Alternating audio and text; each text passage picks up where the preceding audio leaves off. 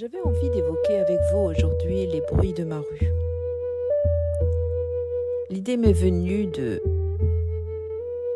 d'un homme, parce que je parlais de lui dernièrement à quelqu'un. Un homme qui m'émeut terriblement, qui passe 1 ou 2 fois par semaine dans ma rue. Un conteur, chanteur, joueur de flûte.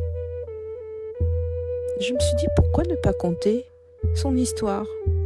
Lui qui compte tellement pour moi. Cet homme passe souvent, très tôt le matin.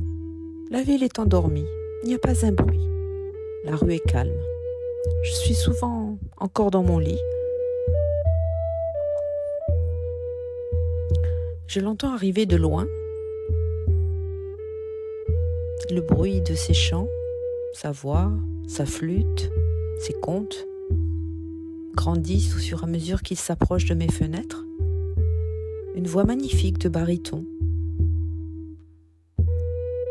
C'est tellement poétique, magique, un magicien. Il me berce, il me réveille en douceur, avec poésie. Je me dis, mon Dieu, quelle générosité, quel courage, se lever si tôt pour venir nous réveiller avec sa poésie, avec sa magie, avec sa musique. Quel acte de générosité. Comment le remercier? J'aimerais tellement le rencontrer. Une fois, je me suis mise à ma fenêtre. Je me suis dit, je vais lui jeter une pièce. Et puis non, ce n'est pas joli. Je n'aime pas le geste. Peu de chance que ma pièce l'atteigne. Et peut-être que, dorénavant, il ne passerait pas par hasard sous mes fenêtres. Le charme serait rompu. Je ne le fais pas. Et un jour, loin de ma rue, j'entends la flûte de mon conteur. Je reconnais sa voix, immédiatement. Je suis heureuse. Enfin, je vais le connaître. Enfin, je vais pouvoir le remercier. Lui dire comme j'aime quand il passe dans ma rue. Je m'approche, je prépare un billet. Je lui glisse dans la main. Il se retourne, étonné, me remercie tellement chaleureusement. Et là, je constate qu'il est aveugle, qu'il est très âgé. Un vieil homme, le visage buriné, mais tellement beau, magnifique. Il ne comprend pas, il est étonné. Moi je sais.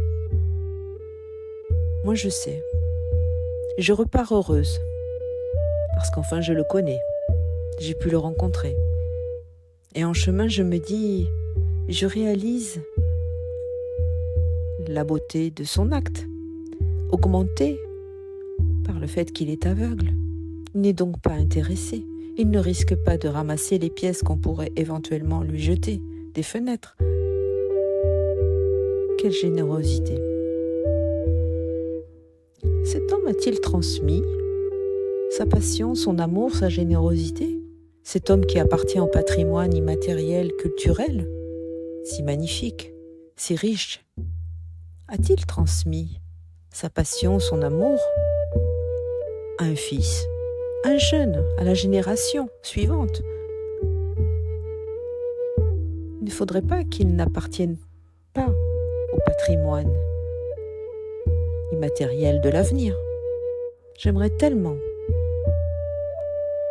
qu'il n'en soit pas ainsi. J'aimerais tellement que ce conteur continue de passer dans ma rue et dans toutes les rues et qu'il émerveille toutes les oreilles.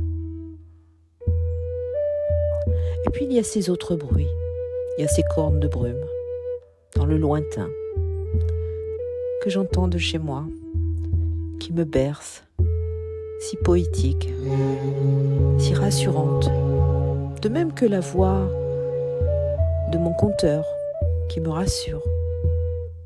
Ces cornes de brume qui communiquent entre le phare et les bateaux, qui se rassurent, qui se guident dans la brume aveuglante, angoissante, qui recouvre encore l'océan. J'aime ces bruits de cornes de brume. L'appel à la prière, au crépuscule ou à l'aurore, si douce, si envoûtante. Et puis il y a ces bruits, peut-être moins poétiques, de la rue. Ces cris, ces klaxons. Le bruit des bagarres. Le bruit du marchand d'oranges. Le marchand d'œufs. La carrossa qui passe pour acheter ce que vous ne voulez plus. Le mari qui hurle sur sa femme sans retenue. La femme qui hurle sur son mari sans retenue. Le gardien de rue qui s'échauffe avec un conducteur. Des conducteurs qui se bagarrent. Des jeunes qui crient, qui chantent. Des footballeurs qui crient leur joie. Et le pauvre, perdu de la vie, qui déambule en hurlant son délire.